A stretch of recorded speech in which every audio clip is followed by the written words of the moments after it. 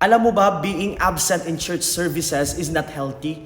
Because sometimes, absence reveals our priorities. Hindi ito tungkol sa attendance sheet. Hindi rin ito tungkol sa paninita. Ito ay tungkol sa puso. Kapag paulit-ulit tayong wala sa pagsamba, unti-unting lumalamig ang apoy ng pananampalataya. Unti-unting napapalitan ng Diyos ng trabaho, pahinga, gala o personal na plano. Sabi ng Hebrews 10 verse 25, not giving up meeting together as some are in the habit of doing, but encouraging one another, and all the more as you see the day approaching. Ang pagsamba ay hindi lang pagpunta sa simbahan. Ito ay paglalagay ng Diyos sa tamang posisyon na siya ang una. Kapag priority natin ang Diyos, hindi siya isinasandabi kapag pagod tayo. Hindi siya optional kapag may mas importante tayong lakad. Sabi ni Jesus sa Matthew 6:33, but seek first the kingdom of God and His righteousness, and all these things shall be added unto you. Ang consistent na presensya sa pagsamba ay tanda ng consistent na relasyon sa Diyos. Kaya ang tanong,